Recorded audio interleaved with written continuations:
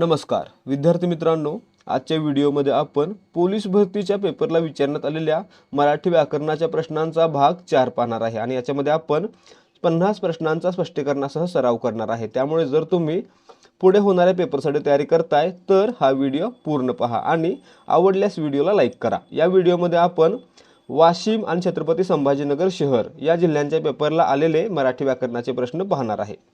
सुरुवात करूयात आजच्या प्रश्नांना। पहिला प्रश्न, खाली दिलेल्या शब्दातून तेलुगू भाषिक शब्द ओळखा। या ठिकाणी पाहायचं आहे अनारसा, किडूक मिडूक हे शब्द काय असतात, तेलुगू भाषेतील असतात। म्हणजे आपलं उत्तर पर्याय बी। यांच्या आधी तुम्हाला पाहायचे असेल तर आपलं टेलिग्राम चॅनल जॉईन करा। त्यासोबतच पहा, मठ्ठा हा शब्द तामिळ भाषेतून आलेला आहे, विळी हा शब्द कानडी भाषेतून आलेला आहे। ठीक आहे। प्रश्न क्रमांक 2, जोड्या लावा संत आणि ग्रंथ। या ठिकाणी पाहायचं आहे संत ज्ञानेश्वर, ज्ञानेश्वरी लिहिली, त्याला दुसरं नाव काय आहे, भावार्थ दीपिका। ठीक आहे। संत तुकाराम यांनी काय लिहिलं, अभंग गाथा लिहिली, म्हणजे तुकाराम गाथा लिहिली। पुढे समर्थ रामदासांनी दासबोध लिहिला, तसेच मनाचे श्लोक लिहिले आणि काय लिहिलं, सुखकर्ता दुःखहर्ता ही आरती लिहिली। ठीक आहे। साने गुरुजी श्यामची आई लिहिले, म्हणजे या ठिकाणी क्रम कसा आहे, BACD। BACD कुठे आहे, पर्याय ए मध्ये। पुढे पहा, प्रश्न क्रमांक 3, जोड्या लावा काव्यप्रकार आणि उदाहरण। अभंग कोणाचे आहेत, संत तुकारामांचे, त्याचं नाव काय, अभंग गाथा, तुकाराम गाथा। ठीक आहे। ए साठी डी। ओवी ज्ञानेश्वरीमध्ये आपल्याला पाहायला मिळतात ओव्या। कादंबरी स्वामी ही कादंबरी आहे रणजित देसाई यांची। नाटक कोणतं आहे, नटसम्राट कुसुमाग्रजांचं। ठीक आहे। म्हणजे या ठिकाणी क्रम कसा झाला, DBAC। DBAC कुठे आहे, पर्याय ए मध्ये। ठीक आहे। पुढे पहा, प्रश्न क्रमांक 4, जोड्या लावा शब्द प्रकार आणि उदाहरण। या ठिकाणी पाहायचं आहे पुस्तक हे नाम आहे, म्हणून या ठिकाणी डी साठी ए, एक। ठीक आहे। सर्वनाम कोणता आहे, तो। विशेषण सुंदर आणि क्रियापद धावतो, म्हणजे या ठिकाणी उत्तर काय असणार आहे, तर DCAB। DCAB कुठे आलेला आहे, पर्याय डी मध्ये। ठीक आहे।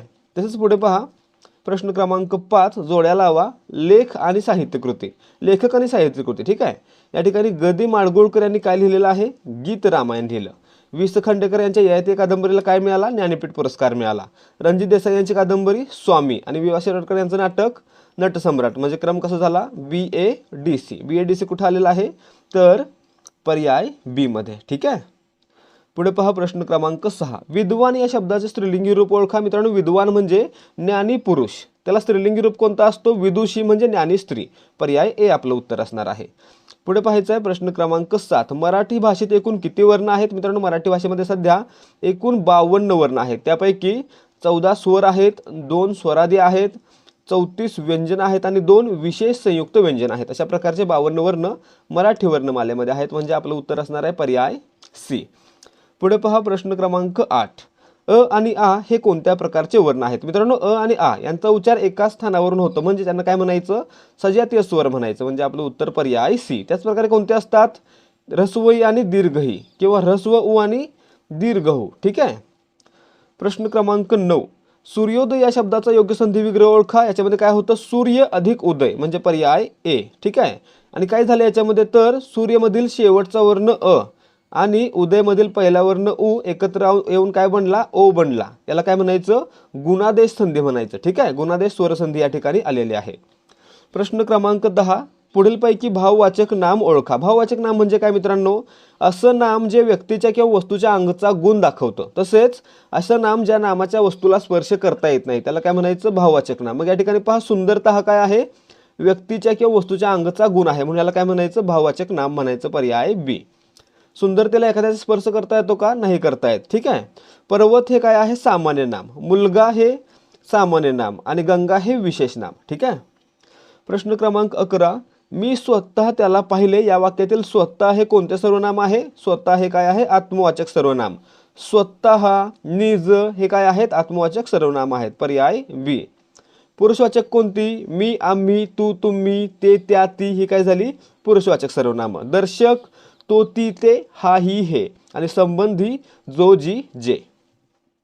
प्रश्न क्रमांक 12, मुलांनी अभ्यास करावा या वाक्यातील क्रियापदाचा प्रकार ओळखा। आता या ठिकाणी पहा, ज्या वाक्यातील क्रियापदातून कर्तव्य, योग्यता, शक्यता, इच्छा यांचा बोध होतो, तसेच शेवटी वा, वि, वे असणारे क्रियापद असतं, त्याला म्हणायचं विद्यार्थी क्रियापद। ठीक आहे। मग या ठिकाणी पहा, मुलांनी अभ्यास करावा या ठिकाणी हे काय आहे, मुलांचं कर्तव्य आहे आणि मित्रांनो शेवटी काय आहे, वा असणारं क्रियापद, म्हणजे काय झालं, हे विद्यार्थी क्रियापद. पुढे पहा प्रश्न क्रमांक 13. राम आंबा खातो या वाक्यातील प्रयोग ओळखा. राम कर्ता आहे, आंबा कर्म आहे आणि खातो क्रियापद. रामच्या जागी जर सीता असते तर या ठिकाणी सीता आंबा खाते, खातोचं खाते झालं असतं. म्हणजेच या ठिकाणी क्रियापदाचं रूप कर्त्यानुसार बदलते म्हणून कर्तरी प्रयोग आहे, म्हणजे पर्याय बी. आता वाक्यामध्ये कर्म आलेलं आहे म्हणून याला काय म्हणणार आपण, सकर्मक कर्तरी. कर्म आलं नसतं तर त्या ठिकाणी त्याला काय म्हटलं असतं, अकर्मक कर्तरी म्हटलं असतं. ठीक आहे विद्यार्थी मित्रांनो, आता सगळं सोडून थोडा वेळ फक्त इकडे लक्ष द्या. तुम्ही या व्हिडिओपर्यंत पोहोचलाय म्हणजेच तुम्ही नक्कीच पोलीस भरतीसाठी तयारी करताय. आणि मित्रांनो, तुम्ही तयारी करताय म्हणजे तुम्हाला माहीत असेलच की पोलीस भरतीसाठी मागील वर्षांच्या प्रश्नपत्रिका सोडवणं किती आवश्यक आहे. त्यासोबतच नवीन प्रश्नपत्रिका सोडवून त्या परीक्षेसाठी तयारी करणं आणि टाईम मॅनेजमेंट करणं हे देखील आवश्यक आहे. आणि मित्रांनो, यासाठीच ध्येयाधिकारी स्पर्धा परीक्षा मंच घेऊन आलेला आहे फक्त 60 रुपयांमध्ये 30 सराव प्रश्नपत्रिका, 30 पेपर फक्त 60 रुपयांमध्ये. आणि मित्रांनो, यामध्ये आपल्याला प्रत्येक पेपरमध्ये 100 प्रश्न असतील आणि त्या 100 प्रश्नांचं पूर्ण स्पष्टीकरण देखील असणार आहे. आणि हा जो पॅटर्न असणार आहे तो 25-25चा पॅटर्न असणार आहे. म्हणजेच मराठीचे 25, सामान्य ज्ञानाचे 25, गणित बुद्धिमत्ता 25-25 असा पॅटर्न असणार आहे. आणि त्यासोबत आपल्याला काय मिळणार आहे तर आपल्या टेलिग्रामवर पेड चॅनलला जॉईन होण्याची संधी, ज्या चॅनलवर आपल्याला दररोज 200 प्रश्नांचा सराव करता येणार आहे. दररोज सरावासाठी 200 प्रश्न दिले जाणार आहेत. आणि मित्रांनो, हे सर्व प्रश्न असणार आहेत ते फक्त आणि फक्त पोलीस भरतीच्या पॅटर्नवर आधारित असतील आणि त्याच्यामध्ये जास्तीत जास्त प्रश्नांचा सराव करून घेतला जाणार आहे. त्यामुळे जर तुमची पुढे लेखी परीक्षा होणार आहे तर तुम्ही हा संच विकत घ्यावा आणि त्यासोबतच आपल्या पेड टेलिग्राम चॅनलला जॉईन व्हावं. हे सर्व मिळणार आहे फक्त 60 रुपयांमध्ये. जर तुम्हाला खरंच आवश्यकता आहे आणि चांगल्या प्रकारे सराव करायचा आहे तर नक्की खरेदी करा आपला हा संच. तर या ठिकाणी तुम्हाला जर याचा डेमो पाहायचा असेल तर तो मिळणार आहे 7517249119 या व्हॉट्सॲप नंबरवर. यावर व्हॉट्सॲप करा आणि डेमो फ्रीमध्ये पहा. तसेच जर तुम्हाला वाटत असेल की जे काही देऊ ते चांगलंच देऊ तर तुम्ही डायरेक्टली 9359689100 या नंबरवर पेमेंट करून त्याचा स्क्रीनशॉट आम्हाला पाठवू शकता. तुम्हाला लगेचच एकाच वेळी 60 PDF दिल्या जातील, ज्याच्यामध्ये 30 पेपर असतील आणि 30 त्यांचं स्पष्टीकरण असेल. आणि त्यासोबतच लगेचच टेलिग्राम चॅनलची लिंक देखील दिली जाईल, ज्याच्यामध्ये तुम्हाला दररोज 200 प्रश्नांचा सराव करता येणार आहे. प्रश्न क्रमांक 14. गडद निळे जलद भरून आले या ओळीत अलंकार कोणता आहे. या ठिकाणी पाहायचं आहे नी, नी, ग, ग, नी हे काय झालं, अक्षरांची पुनरावृत्ती झाली. आणि मित्रांनो, ज्या ठिकाणी अक्षरांची पुनरावृत्ती होऊन लय साधली असेल, चमत्कृती साधली असेल त्या ठिकाणी अनुप्रास अलंकार होतो. म्हणजे आपलं उत्तर या ठिकाणी काय असणार आहे, पर्याय बी अनुप्रास. चंदुके चाचाने चंदुकी चाची को हे असतात ना, असं हे सगळं, तर हे काय असतं, अनुप्रास अलंकाराचं उदाहरण असतं. ठीक आहे. यमकमध्ये काय होतं, कवितेच्या चरणाच्या शेवटी किंवा मध्ये काही ठराविक अक्षरांची पुनरावृत्ती होऊन लय साधलेली असते, त्याला म्हणायचं यमक अलंकार. श्लेष अलंकार कधी म्हणायचं, जेव्हा वाक्यामध्ये एकच शब्द दोन भिन्न अर्थांनी येतो तेव्हा त्या ठिकाणी श्लेष अलंकार म्हणायचा. उत्प्रेक्ष कधी उपमेय हे उपमानच आहे असे वर्णन करण्यासाठी जनुगामे वाट्यभाषा यांचा वापर केला असेल तर त्या ठिकाणी उत्प्रेक्ष अलंकार असतो. ठीक आहे. पुढे पहा प्रश्न क्रमांक 15. आईसारखी आईच या वाक्यातील अलंकार ओळखा. त्या ठिकाणी पहा, जेव्हा उपमेयाला दुसऱ्या कशाची उपमा देता येत नाही म्हणून त्याचीच उपमा दिली जाते तेव्हा त्या ठिकाणी काय म्हणायचं, अनन्वय अलंकार म्हणायचं. आणि मित्रांनो, या ठिकाणी आईसारखं दुसरं कोणीच नाही म्हणून आईला आईचीच उपमा दिली म्हणून या ठिकाणी काय झाला, अनन्वय अलंकार झाला. उपमा कधी परीसारखा, सम, जसा, गत यासारखे शब्द वापरले तर उपमा अलंकार. उत्प्रेक्षा कधी जनुगामे वाटे भासे की हे वापरले तर उत्प्रेक्षा अलंकार. रूपक कधी उपमेय आणि उपमान यांच्यामध्ये एकरूपता असेल तर रूपक अलंकार. प्रश्न क्रमांक 16. राजाकडून गुन्हेगार पकडला गेला या वाक्यातील प्रयोग ओळखा. या ठिकाणी पहा, राजा कर्ता आहे, त्याला कडून हा प्रत्यय लागलेला आहे आणि गुन्हेगार पकडला गेला, गुन्हेगार कर्म आहे. मग या ठिकाणी पहा, जेव्हा कर्त्याला कडून प्रत्यय लागलेला असतो त्या ठिकाणी इंग्रजीतील पॅसिव्ह वॉइस सारखी रचना असते. आणि मित्रांनो, त्या ठिकाणी काय म्हणायचं तर नवीन कर्मणी किंवा कर्मकर्तरी प्रयोग आहे असं म्हणायचं. म्हणजे पर्याय सी आपलं उत्तर आहे. प्रश्न क्रमांक 17. खालील वकावे पंक्ती अभ्यासा व योग्य विधान निवडा. लहानपण देगा देवा मुंगी साखरेचा रवा, ऐरावत रत्नथोर त्याचे अंकुशाचा मार. या ठिकाणी मित्रांनो काय आहे तर तुकारामाने लिहिताना काय सांगितलेलं आहे की लहानपण का महत्त्वाचं आहे आणि मोठेपणा का नुकसानकारक असतो. तर या ठिकाणी हे पटवून देण्यासाठी ते काय करतात, ऐरावताचं उदाहरण देतात आणि मुंगीचं उदाहरण देतात. यावरून आपण काय सांगू शकतो की या ठिकाणी दृष्टांत अलंकार आहे. दृष्टांत कधी असतो, जेव्हा एखादी गोष्ट पटवून देण्यासाठी दाखला किंवा उदाहरण दिलं जातं तेव्हा त्या ठिकाणी दृष्टांत अलंकार असतो. या ठिकाणी साखर हा शब्द कोणत्या प्रकारचा आहे, तद्भव आहे, तत्सम नाही. शर्करापासून साखर बनला म्हणजे साखर झाला तद्भव.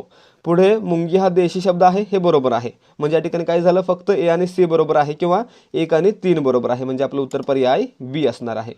प्रश्न क्रमांक 18, निराश या शब्दाचा विरुद्धार्थी शब्द कोणता मित्रांनो? निराशला विरुद्धार्थी आशावादी, पर्याय बी. ठीक आहे. प्रश्न क्रमांक 19, मराठी भाषा गौरव दिन कोणत्या तारखेला साजरा केला जातो? मित्रांनो, कविश्रेष्ठ कुसुमाग्रज यांचा जन्मदिवस म्हणजेच 27 फेब्रुवारी हा दिवस 2013 पासून मराठी भाषा गौरव दिवस म्हणून साजरा केला जातो. म्हणजे आपलं उत्तर या ठिकाणी असणार आहे पर्याय डी, 27 फेब्रुवारी. पुढे मित्रांनो याचं उत्तर पहा. प्रश्न क्रमांक 20, सद्गुण या शब्दाचा संधी विच्छेद काय? याच्यामध्ये काय होते पहा, सत अधिक गुण एकत्र येतात आणि काय बनतो, सद्गुण बनतो. म्हणजे आपलं उत्तर या ठिकाणी काय असणार आहे, तर पर्याय ए. ठीक आहे. काय झालं, सत अधिक गुण सद्गुण. याच्यामध्ये काय होतं, तर कठोर व्यंजन त पुढे मृदू व्यंजन ग आल्यामुळे तचं रूपांतर त्याच्याच गटातील तिसऱ्या व्यंजनामध्ये होतं. याला काय म्हणायचं असतं, तृतीय व्यंजन संधी. म्हणजे या ठिकाणी जर विचारलं की सद्गुणमध्ये कोणत्या प्रकारची संधी आहे, तर ती असणार आहे तृतीय व्यंजन संधी. ठीक आहे. पुढे पहा प्रश्न क्रमांक 21, भूधर या शब्दाचा समानार्थी शब्द कोणता? मित्रांनो, भूधर म्हणजे ज्यानं जमिनीला भूला धरून ठेवला आहे असा कोण, पर्वत, पर्याय ए. प्रश्न क्रमांक 22, अंबू या शब्दाचा समानार्थी शब्द कोणता? मित्रांनो, अंबूला समानार्थी शब्द असतो पाणी. पय, पाणी, जल, नीर हे काय आहेत, पाण्याचे समानार्थी शब्द. प्रश्न क्रमांक 23, उंटाच्या तोंडात जिरे या म्हणीचा अर्थ काय? मित्रांनो, उंटाचं तोंड किती मोठं आहे आणि त्याला जितक्याची गरज आहे तितकं त्याला दिलं नाही, म्हणजेच काय दिलं, थोडं दिलं, तर त्याला काय म्हणणार आपण, उंटाच्या तोंडात जिरे, म्हणजेच गरजेपेक्षा खूप कमी, पर्याय सी. प्रश्न क्रमांक 24, अविरत या शब्दाचा समानार्थी विरुद्धार्थी शब्द कोणता? मित्रांनो, या ठिकाणी पहा, अविरत म्हणजे सतत, अखंड किंवा निरंतर. त्याला विरुद्धार्थी कोणता, खंडित, पर्याय सी. पुढे पहा प्रश्न क्रमांक 25, पळत्या भूताची शेपटी या म्हणीचा अर्थ काय? मित्रांनो, पळत्या भूताची शेपटी म्हणजे काय, निदान थोडा तरी फायदा करून घेणं, म्हणजे पर्याय बी, थोडा फायदा. प्रश्न क्रमांक 26, सन 2024 मध्ये केंद्र सरकारने मराठी भाषेला टिंबटिंब भाषेचा दर्जा दिलेला आहे. मित्रांनो, ऑक्टोबर 2024 मध्ये केंद्र सरकारने मराठी भाषेला त्यासोबतच आणखी 4 भाषांना म्हणजे एकूण 5 भाषांना अभिजात भाषांचा दर्जा दिलेला आहे. म्हणजे आपलं उत्तर काय असणार आहे, अभिजात भाषा, पर्याय ए. आता मित्रांनो, त्या अगोदर अभिजात भाषा किती होत्या, 6 होत्या. आता किती झाल्या, 6 अधिक 5 11 झाल्या. आता मित्रांनो, तुम्ही मला कमेंट करून उत्तर सांगायचं एका प्रश्नाचं. प्रश्न आहे, कोणता दिवस हा महाराष्ट्रामध्ये मराठी अभिजात भाषा दिवस म्हणून साजरा केला जात आहे? तर मित्रांनो, हा दिवस 2 वर्षापासून साजरा करतोय आपण. तारीख काय आहे, कमेंट करून सांगायचं. प्रश्न क्रमांक 27, बोलीभाषा या प्रमाण भाषे इतक्याच महत्त्वाच्या आहेत. खालीलपैकी कोणती बोलीभाषा नाही? या ठिकाणी पहा, वऱ्हाडी बोलीभाषा, झाडी, गोंदिया आणि भंडारा या ठिकाणी बोलली जाणारी बोलीभाषा आहे. अहिर आणि खानदेशामध्ये बोलली जाणारी बोलीभाषा आहे. परंतु वाडीचा अर्थ बोलीभाषा होत नाही. वाडी काय आहे, तर वस्ती असते, लहान घरांचा समूह असतो, याला काय म्हणायचं, वाडी म्हणायचं. म्हणजे या ठिकाणी वाडी ही बोलीभाषा होत नाही. ठीक आहे. प्रश्न क्रमांक 28, खालील कवितेच्या ओळी कोणी लिहिल्या? या ठिकाणी कविता आहे, लाभले आम्हास भाग्य बोलतो मराठी, जाहलो खरेच धन्य ऐकतो मराठी. हे लिहिलं आहे मित्रांनो सुरेश भट यांनी. यांना काय म्हणतो आपण, तर गझलकार म्हणतो, मराठीतील गझलकार. कारण मराठीमध्ये गझला कोणी प्रचलित केल्या, तर सुरेश भटांनी केल्या. म्हणजे आपलं उत्तर पर्याय डी असणार आहे. लक्षात ठेवायचं, मराठीमध्ये गझल प्रकार कोणी आणला, सुरेश भट यांनी आणला. प्रश्न क्रमांक 29, शासन निर्णय 2022 नुसार महाराष्ट्र शासनाने स्वीकारलेल्या अक्षरमालेप्रमाणे क्ष व ज्ञ ही अक्षरे खालीलपैकी कोणत्या प्रकारात येतात? तर मित्रांनो, ही काय आहेत, विशेष संयुक्त व्यंजने, पर्याय सी. कशी बनली, क्ष कसा बनला, क अधिक षटकोनाचा श अधिक अ. ज्ञ कसा बनला, तर द अधिक न अधिक य अधिक अ. ठीक आहे. अशा प्रकारे मित्रांनो ही काय झाली, तर विशेष संयुक्त व्यंजने झाली. संयुक्त व्यंजन कधी बनतं, 2 किंवा अधिक व्यंजने एकत्र आल्यावर. त्याच्यामध्ये स्वर मिसळा नाही पाहिजे. स्वर मिसळा किती जोडाक्षर होऊन जाईल. ठीक आहे.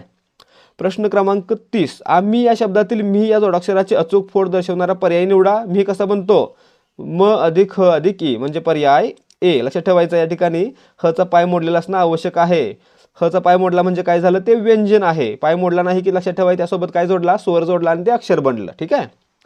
प्रश्न क्रमांक 31, परी अधिक इक्षा या पोट शब्दांपासून तयार होणारा अचूक जोडशब्द निवडा. या ठिकाणी काय होतं, परीमध्ये शेवटचा वर्ण ऱ्हस्वई अधिक इक्षामध्ये पहिला वर्ण दीर्घई, ऱ्हस्व अधिक दीर्घ काय बनतो, दीर्घच बनतो. म्हणजे या ठिकाणी आपलं उत्तर काय असणार आहे, परी अधिक इक्षा परीक्षा, पर्याय सी. लक्षात ठेवायचं, दुसरी वेलांटी असणार आहे कारण दीर्घ झाला, दोन सजातीय स्वर एकत्र आले की दीर्घ स्वर तयार होतो. प्रश्न क्रमांक 32, जे शब्द क्रिया दाखवून वाक्याचा अर्थ पूर्ण करतात त्यांना काय म्हणतात, क्रियापद म्हणतात. पर्याय डी. विशेषण म्हणजे काय, नामाबद्दल अधिक माहिती सांगून नामाची व्याप्ती मर्यादित करणाऱ्या विकारी शब्दाला काय म्हणायचं, विशेषण म्हणायचं. नाम म्हणजे काय, एखाद्या वस्तूला किंवा व्यक्तीला दिलेलं नाव म्हणजे नाम असतं. आणि क्रियाविशेषण, क्रियापदाबद्दल अधिक माहिती सांगणारा शब्द म्हणजे क्रियाविशेषण. ठीक आहे. प्रश्न क्रमांक 33, पक्षी झाडावर बसतो या वाक्यामध्ये वर हा शब्द कोणते कार्य करतो, या ठिकाणी झाड या नामाला वर हा शब्दयोगी अव्यय जोडला गेलेला आहे. म्हणजे आपलं उत्तर पर्याय सी. त्यासोबतच झाड हे नाम आहे आणि मित्रांनो त्याला वर हा प्रत्यय जोडण्या अगोदर काय झालं, झाडा झालं. झाडा हे काय झालं, त्या झाडचं सामान्य रूप झालं. हे देखील लक्षात ठेवायचं. सामान्य रूपावर देखील प्रश्न आलेले आहेत. पुढे पहा प्रश्न क्रमांक 34, पुढीलपैकी भाववाचक नाम ओळखा. भाववाचक नाम काय असतं, एखाद्या व्यक्तीच्या किंवा वस्तूचा अंगचा गुण आणि असं नाम ज्याला स्पर्श करता येत नाही. मग या ठिकाणी पहा, समिती समूहवाचक, नदी सामान्य नाम, हिमालय विशेष नाम आणि धैर्य काय झालं, एखाद्या व्यक्तीच्या अंगचा गुण आहे म्हणून या ठिकाणी धैर्य हे भाववाचक नाम. ठीक आहे.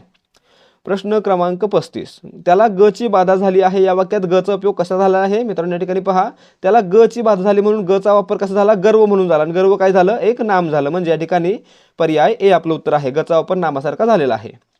प्रश्न क्रमांक 36, बोका या पुल्लिंगी नामाचे स्त्रीलिंगी रूप काय असतं, भाटी असतं. भाटी, पर्याय ए. पुढे पहा प्रश्न क्रमांक 37, परमेश्वर सर्वत्र असतो या वाक्यातील क्रियाविशेषण अव्यय दर्शवणारा योग्य पर्याय कोणता.